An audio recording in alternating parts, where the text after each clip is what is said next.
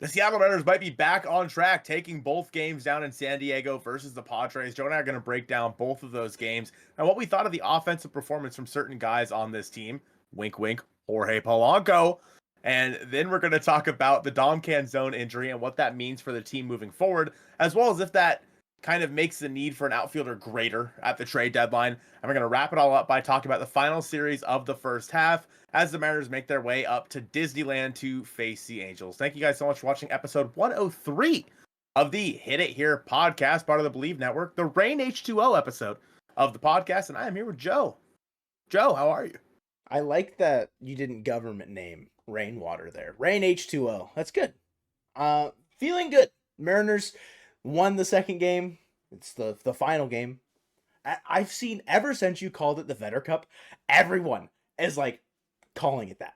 I saw like a couple different Padres like Twitter accounts like the Vetter Cup, and then like I think Jake posted like calling you it. Not is that actually like a thing you'd never heard it called that before? I'm legit. I'm being so honest. Last episode, you said that has never been heard. Like my brain, if it's gone through an ear canal, it was out the other. Every other time before that, never. Personally, I wouldn't have bet on that.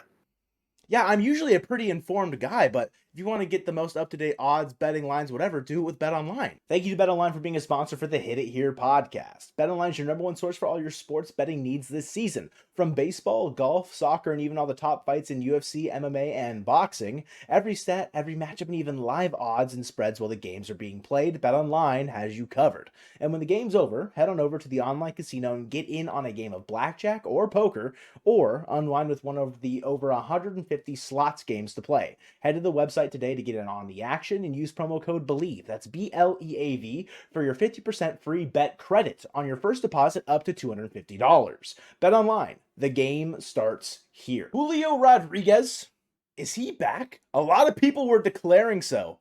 And after the first game against the Padres, called an 8-3 victory, Mariners get their 50th win on the year. Logan Gilbert, aside from two little blips, two little errors in his ways, I guess, phenomenal against the Padres. 7 2/3, 4 hits, 3 earned, 7 Ks. Did give up 2 bombs, 1 to Higashioka and Cronenworth, I Bleav. Yeah, Gilbert was great. The offense was great. Obviously, Adam Mazur was not, so we need to face him more. Just find guys like Adam Mazur and face him more if you're able to. If you can control that aspect of how MLB scheduling works, that would be great. At Seattle Mariners, Cal Raleigh, a big game homer from both sides of the plate. There was a little bit of like a weird, is Julio injured late pull because, he was feeling a little bit of cramp or a little tightness in his quad, I Bleav. But everything was fine. He did start in the second game, so no fear yet.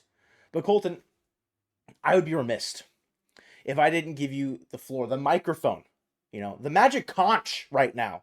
Talk about your guys, not just guys in this game one. Colton, take it away. Yeah, Joe. I'm not a bragging man. I am. You are. Am I kidding? Yeah, I am. You are. I am the least humble person you'll ever meet. So overall, before in last week's podcast, Joe decided to bring back the my guy part for the upcoming series, and after we ragged on Jorge Polanco, literally packaged the episode about how bad he's been. Joe asked me who my guy was, and I looked him dead in the eyes and I said, Jorge Polanco. Because I said it would be so funny if he just went off. Guess who had both runs batted in today? Mm-hmm. It's Jorge Polanco. But in game one, Joe, Jorge Polanco, 2 for 4 with a walk, on base 3 times, and a run scored. And then my secondary guy was Ty France, the Ty France revenge series. He went 1 for 3 in this game with an RBI, drove in Jorge Polanco. Let's see how Joe's... Oh, Joe, you picked Mitch Garver, right? Yeah, that's a big 0 for 4. I think he also went 0 for in the second game, too. Yeah, he did. So, yeah, I'm not saying that I am like a future seer. What do those people call it? A soothsayer. Okay, yeah. That doesn't sound right, actually. No, I don't think so. A clairvoyant? Maybe I'm whatever. Clairvoyant. Anyway. I'm going to Google that word I just said. All right, sounds good, dude. Good luck. Have fun. A person supposed to be able to foresee the future. A soothsayer. All right, well, that's me. I'm a... Yeah, and I said the Royals were going to be good this year. I said that Jorge Blanco was going to have a good series. What else did I predict Logan with my Gilbert big brain? ace. Logan Gilbert ace, Yep. yes. Mm-hmm. And you know what? On stream yesterday, I said the Mariners are making it to the World Series this year and winning it in 2026. Calling your shot, dude. Calling my shot. You're really putting it out there. We can't talk about Game 1, Joe, without talking about the return of one Gregory Santos. Looked electric after he kind of found the strike zone a little bit. Mm-hmm. Very amped up prior to that game, or during that game, you could tell. Yeah. I mean, he was getting the ball and going. He's like, I'm ready. Let me throw another one. He's been waiting for this for what? I mean, like a year now, basically. Almost, yeah, probably like 9 or like 10 months. Just ready to get back into action. Very, very exciting. He I don't want to say clowned, sunned Jerks and Profar a little bit, but that was a very cool moment. He's got that edge, I feel like, that a lot of people are going to appreciate. There was lots of love for Santos going around. It's hard to not like a guy when he's pumping 101. Like, just being completely honest. Like, it's very hard to dislike a guy. Mainly because you don't want to, like, be on that guy's bad side. But also, it's very fun when it's on your team. He's a little scary. Yeah, I wouldn't want to be on his back. He'd throw a 101-mile-an-hour rock at my head. Just a tad bit scary. Yeah, it'd be a little sketchy. But yeah, Mariners come away with the 8-3 victory in Game 1, Joe. It set him up nicely for Game 2 with Bryce Miller on the mound against Michael King. This game, unfortunately, the offense wasn't quite as prolific as it was in Game 1. Again, like I said, the only 2 runs driven in were both by Jorge Polanco, and the first one was on an error by Luis Arraez at first base. But nonetheless, the Mariners still do come away with a 2-0 shutout versus the San Diego Padres to sweep this mini series. Yeah, the offense definitely was like a night and day, in a bad way. I think between Game 1 and Game 2 here, Julio, big game in Game 1 today. Golden sombrero, 0 for 4 with 4 Ks. Just not a good look for Julio. So the Julio's back declaration. It's a hard situation. That's baseball, though. I think that's kind of encapsulates what baseball can be, because you can be so good one day and then look like a completely different player the next. Big thing, Colton, you've said it a bunch, is like being able to flush out those bad games, have a short memory. Hopefully that doesn't roll over into any continuing series. Also, hopefully it doesn't, have any relation to his injury. That's something that definitely could be ailing him. But aside from that, I didn't really see anything other than his just 4 strikeouts that would pertain to that. Had a great double play to get Bryce Miller out of a jam. It was a tough ball. I think since it was so early in the game, you do go on it. I don't think if I'm the Padres fan, I'm mad at that decision for them sending. In that situation, it was Bryce Miller, bases loaded, 1 out, I think. And the sac fly attempt, caught by Julio, double play, thrown out at the plate. Absolutely hosed. I think it's early enough in the game. You probably feel comfortable doing it, but paid off for the Mariners there because you said it. It was a shutout. It was very minimal strikeouts today for the Padres side. 4 strikeouts in total. Miller only got 1 through 6 innings. Very big difference for the Mariners side. Struck out a ton today. 13 times. 9 strikeouts to Michael King. Sometimes strikeouts matter. Sometimes they don't. It is just kind of like you take what you get in this game, because sure, did the Mariners several times almost give this game away? Yeah. Like Stanek didn't have his best stuff. Munoz had to come in and get another 4-out save. You're just, I think, happy, obviously, that you come away with this game. Munoz also in the bottom of the 9th walked the first 2 batters. Runners on second and third with 1 out. Like, it could have been a disaster class, but the Mariners do come out on top, Colton. A guy that we did not see in Game 2 here. An injury happened. Yes? You tell me who got 2 of the 4 hits today. Dom Canzone was not seen in this final game against the Padres on the injured list. Jonathan Clase recalled. Jorge Polanco got the hits, Colton, all right? God. Well, he got 1. Ty France, yeah, whatever. All right, your guys win. Your guys win, and that's... I'm happy for you, man. Truthfully. Truthfully, anyway, I'm so happy for you. Dom Canzone, what was it? Left adductor strain? Is that what it was? Which I believe is basically a groin strain. It was. I mean, it was related to that weird diving catch at the end of the game. Yeah, and he's kind of like shaking. He's like, how is he gonna look? It's obviously now paying bad dividends, biting him. coming back to bite him a little bit, his athleticism. Mm-hmm. Yeah, Yeah, that was good. Yeah, no. that So, was really Joe, good. can you tell me where you learned today where the left adductor was? Anatomy class with Joe. I think that we should do that. Like whenever someone gets hurt, you learn about where a new But like, body part why is. do you know that? Why do you know where an adductor is? You ever been to the gym and done the adductor and abductors with your legs? Does it look like I've ever been to Also, a gym? does it look like I've ever been to a gym? I'm fatter than you. So, And I mean, I took I anatomy class junior year. That was a decade ago at this point, though. old. I Yeah. also tore my groin doing that machine. So that machine has a Mm. yeah, me and that machine don't get along. I was good at it though. Anyway, we're getting off track here, Joe. Stop it. Jonathan Classe called up. Dylan Moore did get the start today over Jonathan Classe versus Michael King, which I found interesting. Yeah.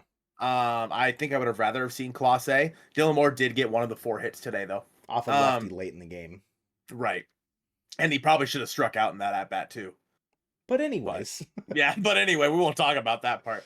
I just found that interesting that they did start Dylan Moore over Jonathan Classe because I would like him to get some playing time while he's up here. At least, that's kind of the point. One thing that we didn't talk about in the green room before was that Harry Ford has been playing a little bit of outfield lately, Joe. We haven't talked about this that much at all. And do I think that has obviously has nothing to do with this injury, but do you think that Harry Ford could eventually be an option in the outfield? I think that's always been maybe like the fine print on Harry Ford is that the tail of the tape on him is yes, he's a catcher, but he's also just a great athlete. He can move off that position if the like duty called, if you will. Duty. Because Cal's there. And if he doesn't have a position, you want him to maybe get more options as far as just like what his future looks like with Seattle. Why not? I don't think there's much to it because I kind of had already anticipated that direction for him already. Like I'm not him playing left field. I don't think there's much to it other than like this is what his career trajectory I think was going to lead him to anyways. The Hmm. thing that I think is not even curious, but it's like, yeah, you want Class A to get playing time. You've got Haniger just on the bench now. Robles came late into the game. The first game, ripped a double off a righty. Like, not to say that I would have preferred like a different person than Class A, because I think his skill set provides you probably the most value as far as just like what he can provide for you. Like a late inning speed guy. Always useful. Bliss got caught stealing in the second game. I don't know if it was a terrible jump or just a great throw from the catcher, but bro was out by like 2-3 steps. I was kind of surprised. Hmm. And he just seemingly has been not like benched, but like just he's not seeing playing time. If that's the same like fate for Class A heading into the trade deadline or heading into the All-Star break, like I'm not super worried about it because I might honestly rather see Victor Robles get playing time over Jonathan Class A in this Hmm. absence. See if he's got a little bit more legs to him against righties. If not, then that's when you're like, all right, give Class A start then. You've got Hmm. 4 games against the Angels coming up. I think 3 of them are against righties, 1 against a lefty. So it's like you're not, I don't know. As far as this game is concerned for like what Class A could have done, I feel like the timeliness of it was probably also a factor in why he didn't play because it was like kind of Maybe like he a didn't get there. yeah, it's like a quick turnaround of situations. Hopefully it's a speedy recovery for Dom.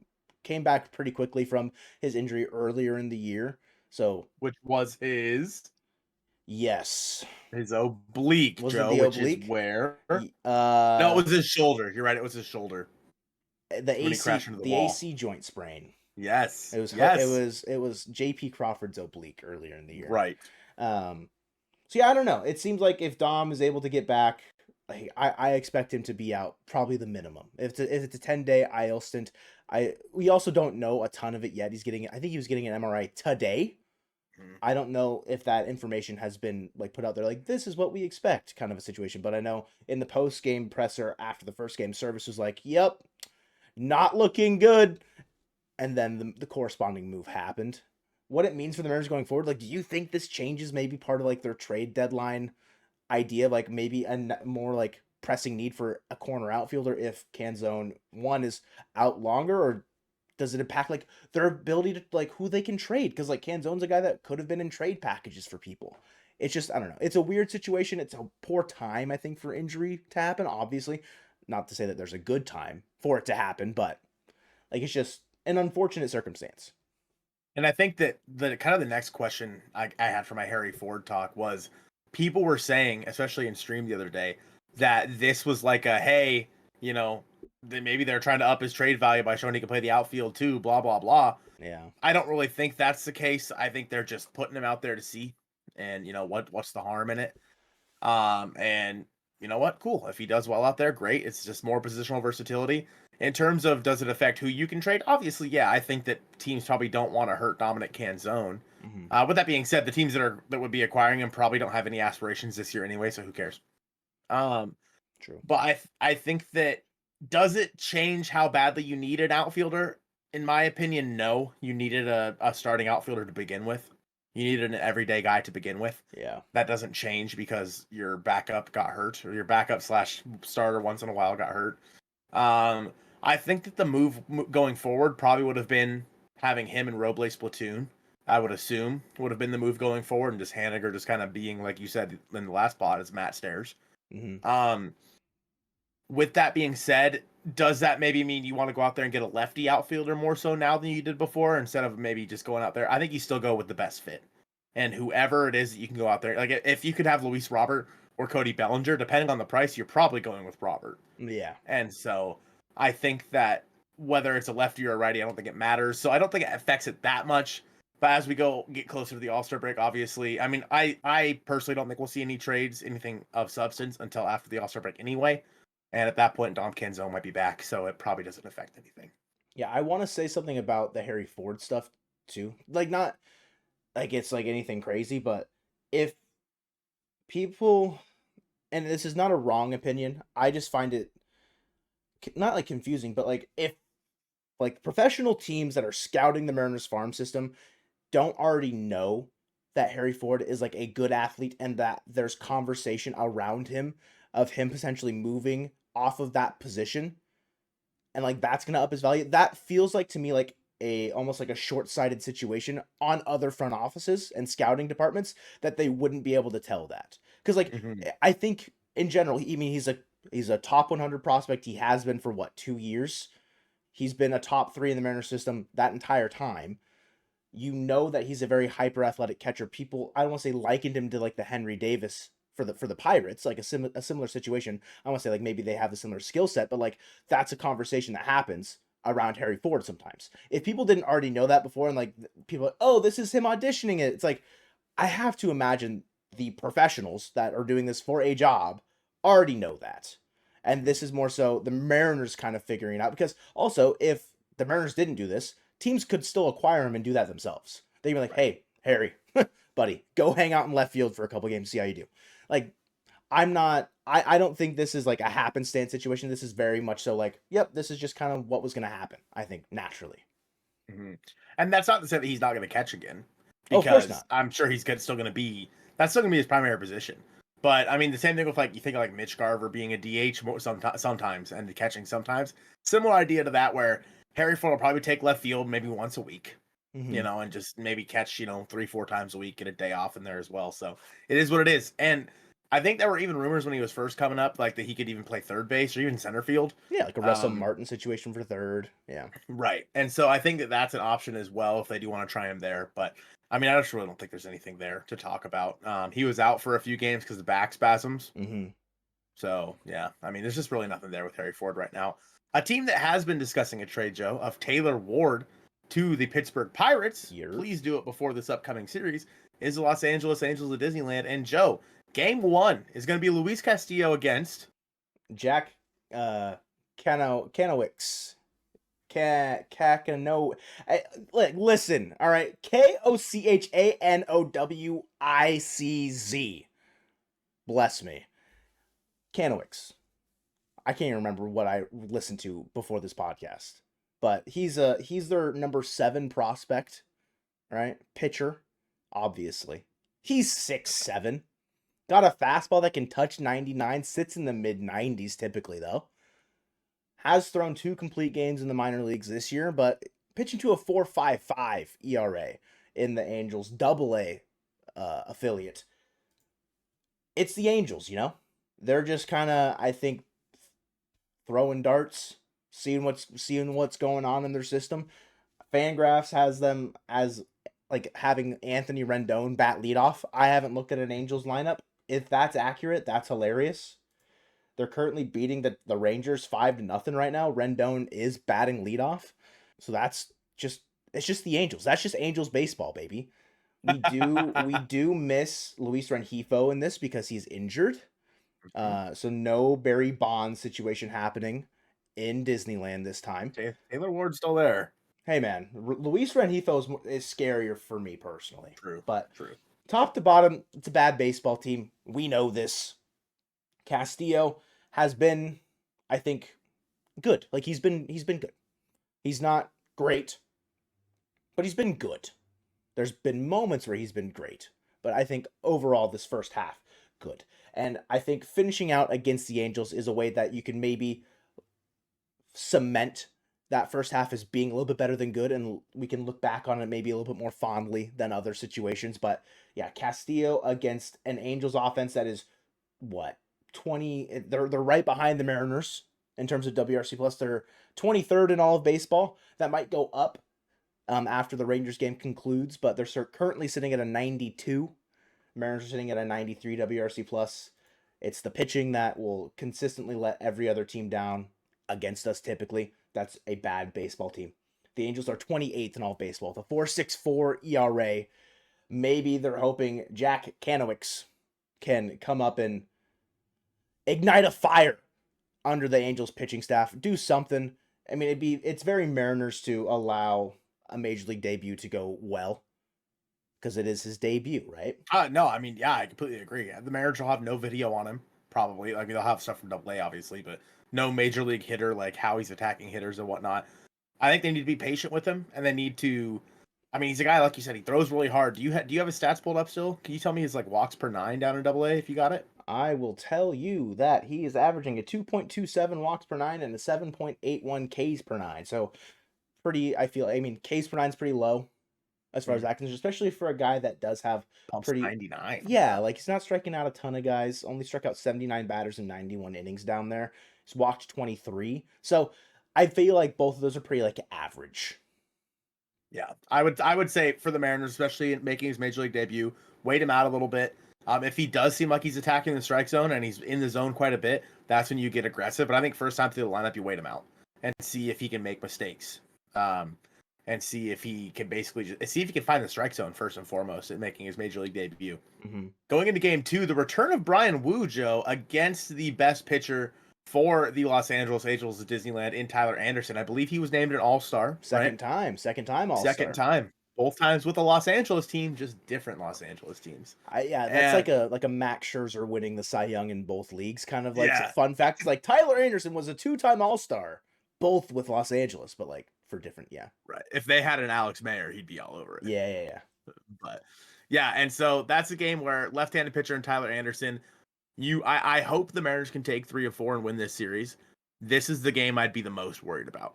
Yeah, it's Bryan Woo coming back from a hamstring issue, just consistently hasn't been able to get into his full rhythm, I think, the entire year. Moments throughout this season where he's been very, very good. Great, even. But just can't seem to stay on the bump. And hopefully him coming back before the All-Star break is not an error on the Mariners' part. Am I a little worried about him as far as just like injury risk is concerned here? Honestly, a little bit. But that's maybe just me trying to err on the side of caution a bit more. Would I have pushed him back until post All-Star break? Maybe. But the Mariners maybe see it differently and see the Angels as a good litmus test of what he's able to do. He's going to be on the heels of Luis Castillo's start, so hopefully he's able to go 7, and the bullpen can eat a large chunk before that, but it's also the All-Star break coming up. You're going to have a break anyways. Tyler Anderson, like you said, lefty. We'll probably see Victor Robles, I hope, getting a start out there in one of the corner outfield spots, along with, could be Class A. Probably got to be Class A, because you're going to have Moore and Bliss in the infield. It'll be Mitch Haniger. It's probably going to be Mitch Haniger, right? Yeah. Yeah. Maybe they give no, it'll be Mechaniker. I'm trying to like play around with it, get cute with it, but I don't know. Like, are you worried about Brian Wu going in? I mean, you said this is the game that you're most worried about. Is it more about Brian Wu or is it more about Tyler Anderson? It's about the offense facing Tyler Anderson. Mm-hmm. The Mariners, in my opinion, aren't going to send Wu out there if they don't know that he's 100%. They've been very good about this in the past, Mm-hmm. kind of to be erring on the side of caution. And I think that that's what they will do with Brian Wu if they needed to. And if they don't think he's 100%, I mean, obviously he got through his rehab start down in Everett and he was all right. So I think he'll be fine. But also he got hurt coming off of his what was it, his shoulder fatigue or whatever it was, Yeah, where they like and he hurt his start. hamstring. Yeah. Yeah, and so it's like, he's a guy that you just don't know. You just don't know. And I think that, again, the hardest part's going to be going up against Tyler Anderson. In game 3, though, Joe, George Kirby versus Jose Soriano. Soriano's probably been their second best pitcher. Hasn't been bad either, but I think, if I remember correctly, he didn't have a great start versus the Mariners about a month ago. Yeah, it was a situation where at the time people were saying like this is probably their best guy. Them people probably being us, right? Like I think you said it. Yeah, because he was probably on your fantasy team scoring a bunch of points for you. Yep, that's exactly what happened. Yeah, but has seemingly come back down to earth. Not like tremendously so. He's still pitching to a 3.87 ERA on the year. Not a lot of strikeouts in his game. A little bit of walks, like 3.32 walks per nine. Only a 7.41 Ks per nine. So I don't know. Seems like a more also like kind of like middling of the road stuff there for Jose Soriano against George Kirby. I don't know if there's a way, given the rest and the schedule. But I really wish it wasn't the Logan Gilbert on Sunday. Same. And I'm kind of jumping ahead here. But if there's a way, just switch Kirby and Gilbert, whatever, right? They'll be fine either way. Yeah. They're both pitching well. It's the Angels, like. Have a bullpen day on Sunday instead. Yeah. Let Logan pitch in the All-Star game. I mean, it was tough last year, All-Star game being at home, and Luis didn't get to pitch. Yeah. That sucked. I mean, it's an inning. You know what I mean? It's one inning. Have him come in. He'll be on, 3 days rest? 4 days rest at that point? Let him pitch. You know? Who cares? It is just like the injury aspect that probably like prevents that from happening. It'd be 2 days rest, yeah. But like if he comes in, throws an inning, and then they push him back at the you have the Astros in the first. Never mind. You have the Astros first series out of the break. That's more important.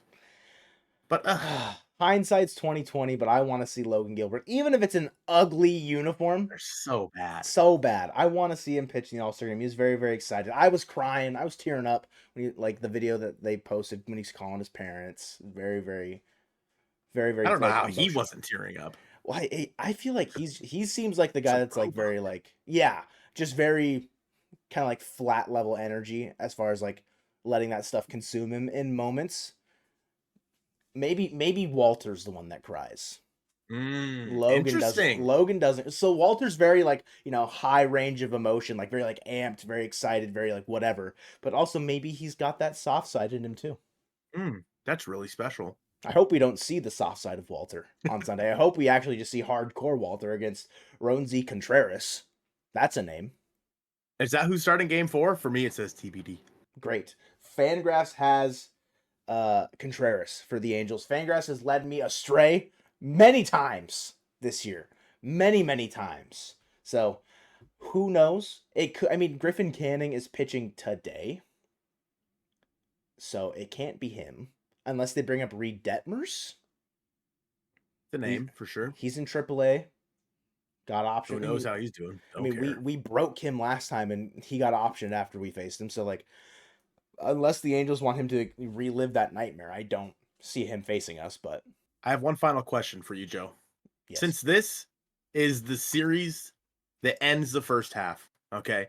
Next Wednesday, a week from today's podcast, we're going to talk about our first half grades. We do have one more podcast prior to the All-Star game. However, this is our last podcast before the draft, Joe. Where do you think the Mariners go with pick number 15? And I'm so glad you asked me a question that probably requires a lot of preparation. Very, very exciting. If Trey Yesovich is there at 15, you take him. Aside from that, the next best available college arm would be where I feel like they probably go. I'm going the complete opposite direction. I'm going with a bat, and it's got to be Seaver King. I know Accent doesn't like Seaver King, but if Seaver King's there, sick name. Sick name. Middle infielder, could play third base. Having a down year. Where's he at? Wake Forest? See, right? Wake Forest. Wake Forest, yeah. So, I mean, in 60 games, he's hitting 308, 377, 577. So it's not like he's having a bad year. 16 homers, 34 strikeouts to 25 walks. I mean, yeah, he has 34 strikeouts in 60 games. I don't care. I don't care. Like he's a bat that I think the Mariners could dream on a little bit. And don't get me wrong, they have plenty of middle infielders with Cole Young, etc. You take the best athlete available, and in my opinion, Seaver King might be that guy who you can, as long as you have up the middle talent, you can use him in a trade or use others in a trade and dream on Seaver King. As for going with a pitcher, I do think it makes sense just to kind of reset where they're at right now. Obviously, they went pitchers for a while, then they went hitters. Maybe it makes sense to now start going back with the pitcher, because some guys might start leaving in free agency, and you might want to start to refill that part of the farm. But I'm still going college bat here with the first round pick. That's going to do it from us here on episode 103 of the Hit It Here podcast, presented by Bet Online, the Robert Churchill episode of the podcast, and go Mariners.